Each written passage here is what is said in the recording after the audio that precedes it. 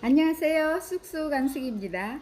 선배시민 소환 서포터즈는 대학생 신재생 에너지 기자단과 함께 활동을 했는데 함께 보실까요? 네. 오늘 후배 시민들 되게 궁금하시죠? 네. 네. 이제 직접 소개를 한번 부탁을 드려볼까 합니다. 네. 네, 취재 너무 감사합니다.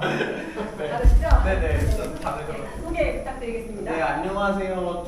선배님들. 저희는 이제 후배 시민으로 이렇게 같이 활동하게 된 대학생 신재생 에너지 기자단, 저는 팀장 길민섭이라고 합니다. 오늘은 이제 간단하게 저희 소개하고, 그 다음에 환경과, 이게 환경이 뭐고, 그리고 왜 저희가 이렇게 환경을 지켜야 되는지에 대해서 간단하게 설명을 해드리려고 합니다. 우선은 이제 후배 시민인 저희 대학생 신재생 에너지 기자단과 함께하는 건 알고 계시는데 여기는 뭐하는 단체지라고 생각하실 수 있을 것 같아요. 그래서 간단하게 저희가 어떤 단체인지에 대해서 설명을 드리려고 합니다. 저희는 이제 대학생 신재생 에너지 기자단이라고 해서 재생 에너지나 환경에 관심 있는 대학생들이 자발적으로 모여서 한 이런 네트워크예요. 그래서 보시면은 되게 멋진 사진도 이렇게 있고요. 그래서 기수도 되게 처음부터 있어가지고 그래서 한 총 지금 현재 인원 말고 총 계속 합치면 누적돼서 합치면 한 200 몇 명 정도 됩니다. 그 정도로 굉장히 활발한 활동도 많이 하고 있고요. 그래서 저희는 환경과 에너지에 관심이 있어서 대학생들이 모인 하나의 단체다라고 생각하시면 될 것 같아요. 오늘 온 저희 기자단원에 대해서 간단하게 소개를 해드리려고 합니다. 잠깐만 나와주시겠어요? 네, 저는 이제 아까 말씀드렸듯이 여기 공모조 팀장이자 대학생 신재생 에너지 기자단원 길민섭이라고 합니다. 부탁드립니다. 저도 대학생 신재생 에너지 기자단 유현서라고 하고요.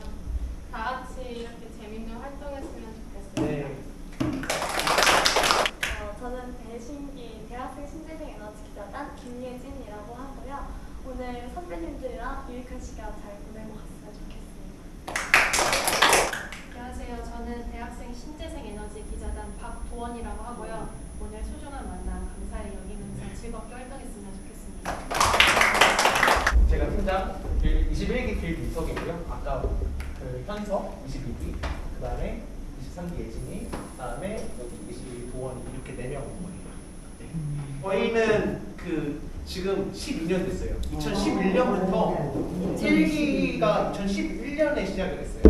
저희는 브이로그 1기는 아니지만 거기서 이제 대학생들이 재생 에너지나 태양광 에너지에 관심 있는 대학생이 모여서 자체적으로 1기부터 2011년도에 만들고 그리고 그게 계속해서 이제 1기부터 21기, 22기, 23기, 지금 현재 24기까지 12년 동안 계속해서 이어지고 있는 저희 단체입니다. 대신기 같은 경우에는 에너지에 관심이 있어가지고 항상 취재 기사도 작성하고 보시면은 나중에 환경일보라는 그런 언론사가 있어요. 신문이 거기에 저희가 쓴 기사도 다 기고문에 올라와 있어요. 이렇게 저희는 그리고 예전 같은 경우에는 공모전에 참가해서 되게 대상도 탔던 경험도 있고요. 그리고 그런 이제 선배님들이죠. 저희 입장에서는 1기, 2기 분들하고 같이 또 많이 하기 위해서 또 같이 모여가지고 재생에너지에 대해서 같이 공부하고 그런 성장을 꿈꾸는 저희 단체입니다. 네. 되게 환경이라고 하면은 이렇게 해야 될 환경이 지금 보시면은 여기 물에 보면은 다 플라스틱들이에요. 플라스틱들하고 쓰레기들이 물에 떠올려가지고 이렇게 온 거고요. 그리고 이제 석탄, 화석연료 연소해가지고 공기에 이렇게 보이시죠? 검은 이런 레어가스들 이렇게 발생을 하고요. 그리고 원래는 산림인데 이렇게 산림을 벌목한 그런 형태예요. 지금. 그래서 저희도 환경이라고 하면은 보통 요즘 거의 다 환경 오염 이런 문제들에 대해서 보통 떠올리더라고요. 네. 그래서 지금 이러한 사태에 대해서 조금 더 알면은 좋지 않을까 해서 저희도 이렇게 가져왔습니다. 저희가 이제 플라스틱 쓰면은 결국 이게 해양으로도 많이 흘러가는데 그게 결국 동물한테 거북이나 아니면 다른 생태계에 있어서 큰 위협이 될 수 있다는 걸 보여주는 것 같아요. 혹시 기후 변화에 대해서 얘기를 들어보신 분 있으세요, 선생님? 네, 기후 온난화. 네, 지구 온난화, 기후 변화 되게 많이 써요 요즘. 올해도 되게 9월인데 엄청 더워요. 더워요. 30도. 그쵸? 되게 여름에도 폭염 엄청 심했죠. 그런 것도 다 어떻게 보면은 어느 정도 기후 변화랑 연관이 있는 거 아닌가라고 생각이 듭니다. 이 그래프는 보시면은 이제 그 여기가 연도고요. 여기가 보면 온도예요. 온도 올라가는 거. 예전에 비해서 쭉 어떻게 되고 있어요? 올라가고 있어요? 내려가고 있어요? 상승. 상승하고 있죠. 그렇죠? 이게 뭘 의미하냐면은 저희 연도가 지나감에 따라서 계속 지구 온도가 상승하고 있다는 걸 보여주고 있는 거예요. 네. 그래서 예전에는 이제 산업화 되기 전에는 1850년대나 아니면 1900년대 비교했을 때 이제 2011년에서 2020년 사이에 지구 지표 온도는 약 1.09도가 상승했대요. 저희가 이제 살 수 있는데 지구가 기후변화의 마지노선이 1.5도라고 해요. 그래서 요즘 1.5도라고 되게 많이 나오거든요.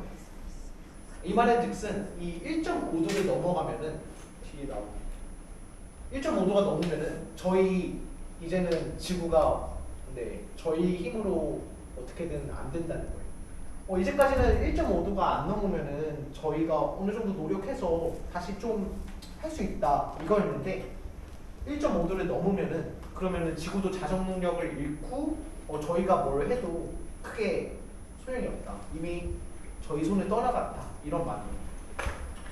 그래서 1.5도를 넘으면 어떤 일이 발생하냐라고 하면은 거의 3억 5천만 명의 도시 인구가 물 부족에 시달리고 생물종도 당연히 멸종 위기에 처한대요. 그리고 폭염, 혹한 요즘 되게 기상이변 되게 많죠. 비 갑자기 확 오고 맞아요. 그런 거에 대해서 되게 많이 공감하시나요? 기상이 되게 이상해졌다고 말을 많이 하셔가지고 네. 가뭄, 태풍, 특히 태풍도 되게 강해졌죠. 태풍도 되게 강해지고 폭염도 되게 심해지고요. 근데 이런 것도 이제 기후변화가 함에 따라서 더 증가한다고 합니다. 여기서는 그 환경부 자료를 가져온 건데요. 2050년 되면은 세계 인구의 거의 40%까지, 최대 40%까지 물 부족을 겪을 수가 있대요. 40%면은 정말 적지 않은 숫자인데 생각보다 심각하다고 합니다.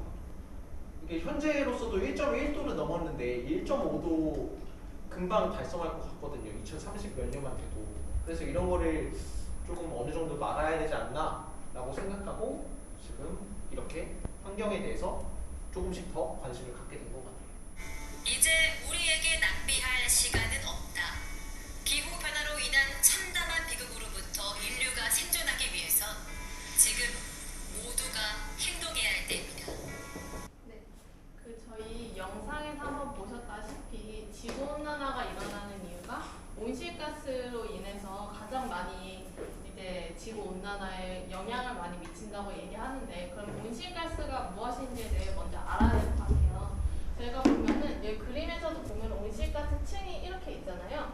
원래는 어쨌든 여기 수증기나 이런 여러 층이 있는데 이거 지구의 지표면에서 이렇게 방출을 해야 되는데, 온실가스라는 그 지구 온난화의 주범인 가스들이 이 열을 지구 밖으로 못 나가게 하는 거예요. 그래서 결국에 지구의 온도가 조금 더 높아지면서, 그래서 점점 지구 온도가 뜨거워지고, 그리고 이제 열을 방출하지 못하기 때문에 지구 온난화가 점점 심각해진다. 이거를 알고 계시면 좋을 것 같아요. 그래서 온실가스가 그러면 무엇으로 이루어져 있는지 한번 보게 되면은, 여기서 보면은 보통 이산화탄소가 가장 많이 온실가스로 이루어져 있는데, 보통 다들 많이 들어보셨죠? 이산화탄소가 많이 배출되기 때문에 우리의 뭐 공기가 안 좋아진다, 그리고 지구가 나빠진다, 이렇게 얘기를 하는데, 이 외에도 다양한 뭐 메탄이나 뭐 여러 가지 화합물들이 있어요. 이런 것 때문에 가장 지구가 좀 아파지고 있다고 생각하면 좋을 것 같고요. 그리고 여기서 보면은 뭐 에어컨, 냉매나 산업공정, 특히 그리고 저희가 일반 가정에서 사용하는 폐기물이나 뭐 농업, 뭐 축산 이런 걸로 인해서도 되게 이산화탄소가 많이 나와요. 그래서 요즘에 많이 나오는 게 농촌에서도 이제 뭐 다양한 저도 저 자신은 농촌 생활 안 해봐서 모르겠는데 비료나 이런 것 때문에 이제 공기가 안 좋아지고 있다. 그래서 저희가 좀 많이 노력을 해야 된다. 이 점을 알고 계시면 좋을 것 같아요. 그래서 네, 여기서도 보면은 여기 보면은 이산화탄소 배출량이 점점 늘어나고 있는 거 보이시죠? 이렇게 보면은 이산화탄소가 원래도 적지는 않았지만 점점 저희의 산업화나 그리고 또 저희가 뭐 타고 다니는 자동차의 뭐 배기가스 이런 것 때문에 점점 늘어나고 있다. 근데 이 추이가 굉장히 위험한데 보면은 대부분 에너지 쪽에서 굉장히 많은 이제 이산화탄소가 많이 배출이 되고 있는데 특히 화석연료가 가장 위험하다고 많은 전문가들이 이야기를 하고 있어요. 그래서 보면은 저희가 사용하는 석탄이나 석유 이런 게 굉장히 위험하고 그래서 요즘에 이제 다양한 산업화에서 뭐 전기 자동차 이런 거를 사용하자 이렇게 말도 나오고 뭐 탈석탄 이런 말도 많이 나오고 있는 게 이 에너지 부문에서 저희가 좀 지구를 위해서 조금 줄여야 된다 이렇게 알고 계시면은 굉장히 좋으실 것 같아요. 그래서 근데 그러면은 저희가 이 온실가스를 줄이고 뭐 지구를 지키기 위해서 어떤 행동을 해야 되냐 이거를 좀 어떤 행동을 해야 되냐 이거를 좀 저희가 알아야 될 것 같은데 대부분 다 알고 있으시다시피 저희가 분리배출이 가장 중요하기는 해요. 저희가 가정에서 가장 쉽게 이제 활용을 할 수 있고 그리고 모든 이제 뭐 산업이나 이런 데서도 다 할 수 있기 때문에 근데 저희가 그냥 무작정 플라스틱은 플라스틱에 버리고 이게 굉장히 생각보다 그냥 위험한 게 왜냐하면 플라스틱에서도 플라스틱 뚜껑하고 그냥 플라스틱 몸통하고 이게 굉장히 재질이 다르다고 해요. 네, 그래서 이거를 잘 배출을 해야 되는데 예를 들어서 보면은 플라스틱을 한번 예를 들어 볼게요. 제가 플라스틱에 이제 뭐 예를 들어서 음료수를 먹는다. 그러면은 용기 안에 내용물을 무조건 다 깨끗이 비워야 돼요. 그래서 대부분 다 이제 모든 이물질이나 이런 거를 깨끗한 물이나 이런 걸 한번 씻고 그 다음에 저 같은 경우에는 말리고까지 버리거든요. 그러면 오히려 냄새도 안 나고 네 이제 플라스틱 그 배출에도 굉장히 좋기 때문에 그 다음에 요즘에 되게 라벨 잘 되어 있잖아요. 플라스틱 보면 이렇게 잘 뜯게 되어 있잖아요. 네, 그거는 무조건 뜯고 만약에 그게 쉽지 않더라도 좀 이렇게 가위나 이런 걸로 잘라서 해주시면은 굉장히 좋을 것 같고요. 그리고 이 뚜껑도 아까 말했다시피 잘 분리해 주시면 좋을 것 같고 그리고 이제 플라스틱에서도 예를 들어서 캔이나 뭐 캔을 플라스틱에 버리는 경우가 좀 많아요. 이런 것처럼 좀 재질이나 뭐 종류에 따라서 잘 분리를 해서 해주시면은 이제 공장이나 이런 데서도 잘 분리가 된 다음에 이제 다시 재활용이 된다고 합니다. 이거는 이제 저희가 일상생활에서 할 수 있는 거 두 가지인데 그냥 만약에 집을 이제 뭐 매출을 한다 그러면은 사용하지 않는 플러그는 뽑으시면은 에너지적으로도 좋고 그리고 이제 아까 말했다시피 이산화탄소 배출에도 굉장히 좋을 것이라고 이제 다들 얘기하고요. 그리고 양치컵 사용하기 같은 경우에도 뭐 물 틀어놓고 그냥 이빨 닦은 다음에 그냥 이렇게 물 이렇게 받아서 이것보다는 오히려 물을 양치컵에 받아놓고 그냥 사용한 다음에 그냥 물을 계속 사용하는 것이 물의 절약에 굉장히 중요하다. 네, 이 정도 알고 계시면 좋을 것 같습니다. 네. 저희가 오늘 여기 앞에 보신 것처럼 비누를 만들 거예요.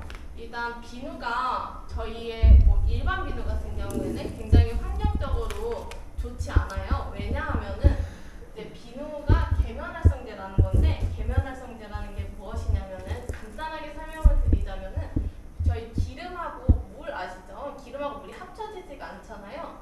이 계면활성제가 기름하고 물의 중간에서 이렇게 같이 잡아주는 역할을 한다라고 알고 계시면 될 것 같은데 예를 들어서 저희가 얼굴을 씻게 되면 얼굴에 있는 기름때가 있잖아요.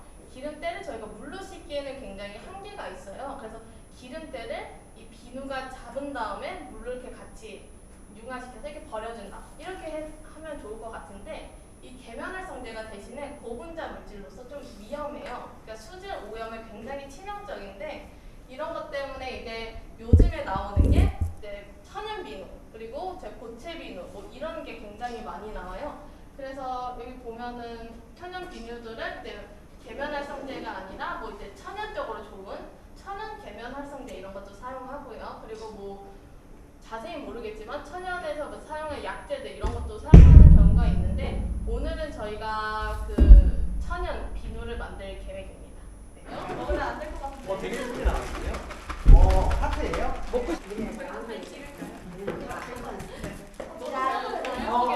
재밌다. 여기 여기 해드릴게요. 다 같이 일단.